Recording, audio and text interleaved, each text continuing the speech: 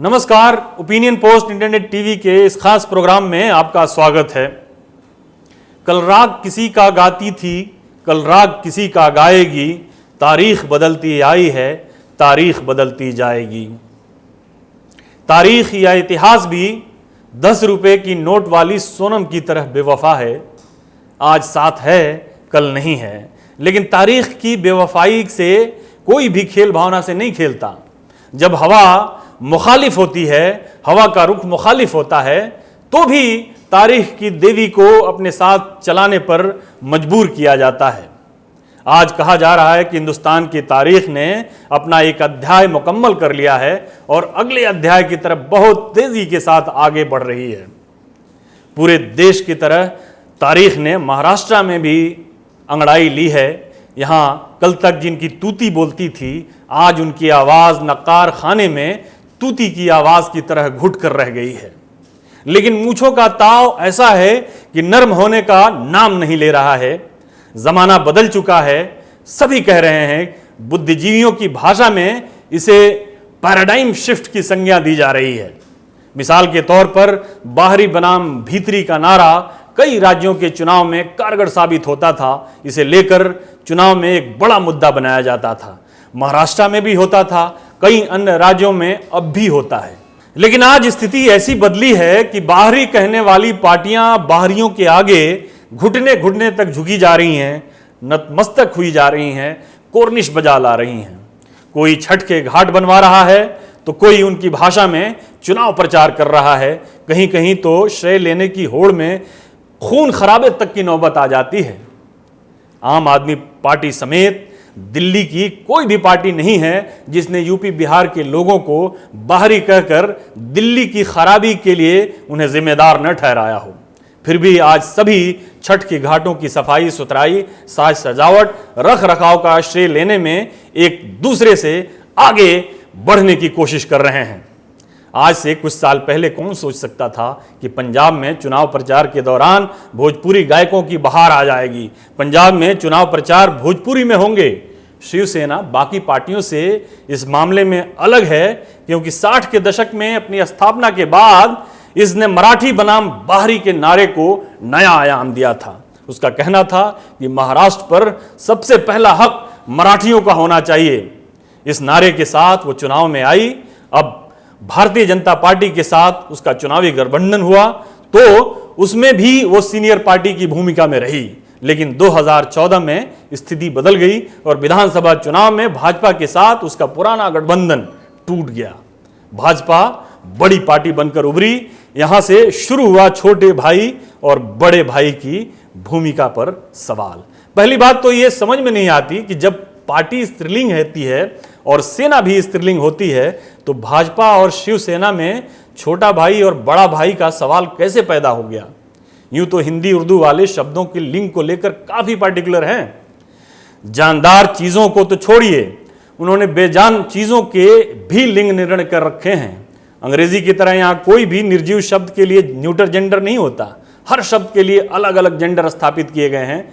हिंदी उर्दू में जेंडर का मुकदमा बहुत पुराना है। यह मुकदमा उर्दू के सबसे बड़े शायरों में से एक मिर्जा गालिब की अदालत में भी आ चुका है। गालिब एक बार लखनऊ गए हुए थे। नाजुक मिजाज लखनवियों को चप्पल की लिंग पता करना था। बात यूं ही औपचारिकता से शुरू हुई, लेकिन धीरे धीरे नौबत खून खराबे और फौजदारी तक पहुंच गई। यार दोस्तों ने कहा कि गालिब शहर में मौजूद हैं, चलो उन्हीं से फैसला ले लिया जाए, चप्पल स्त्रीलिंग है या पुल्लिंग। मिर्जा के सामने मुकदमा पेश हुआ। मिर्जा ने झट फैसला सुना दिया कि भाई जोर से पढ़े तो स्त्रीलिंग और धीरे से पढ़े तो पुल्लिंग। मिर्जा के जवाब के बाद अदालत में मौजूद लोगों की स्थिति का अंदाजा लगाना मुश्किल नहीं है। गालिब जिस लखनऊ में जिस आजमाइश से गुजरे वो आजमाइश आज भी होती है। मिसाल के तौर पर कलम को हिंदी वाले स्त्रीलिंग कहते हैं, जबकि उर्दू वाला इसे पुल्लिंग जानता है। कहने का मतलब यह है कि राजनीति में सब कुछ बदलता रहता है। न हिस्ट्री एक जैसी होती है, न ज्योग्राफी। कभी फिजिक्स के नियम भी बेमानी हो जाते हैं तो कभी केमिस्ट्री बिगड़ जाती है। यहाँ तक कि बायोलॉजी भी आड़े आ जाती है। फिलहाल बायोलॉजी को परे रखते हैं और फिजिक्स और केमिस्ट्री की बात करते हैं। शिवसेना की तरह बिहार में भी छोटे भाई और बड़े भाई की केमिस्ट्री का खेल चल रहा है। बिहार में भाजपा अभी भी असमंजस में है कि वो नीतीश के बिना भी चुनावी वैतरणी पार कर सकती है या नहीं। नीतीश को भी इस बात का ज्ञान है कि भले ही वो एनडीए में बड़े भाई की भूमिका में हैं और महागठबंधन में भी बड़े भाई की भूमिका में रह चुके हैं, लेकिन उनकी पार्टी का जनाधार न तो भाजपा से ज्यादा है और न ही राजद से। लेकिन हालात ने उन्हें छोटा होते हुए भी, दूसरे शब्दों में कहें तो फिजिक्स के नियमों को ताक पर रखते हुए उन्हें बड़े भाई की भूमिका में खड़ा कर दिया है। अब देखना यह है कि बिहार की पॉलिटिकल फिजिक्स उन्हें इस भूमिका में कितने दिनों तक रहने की इजाजत देती है।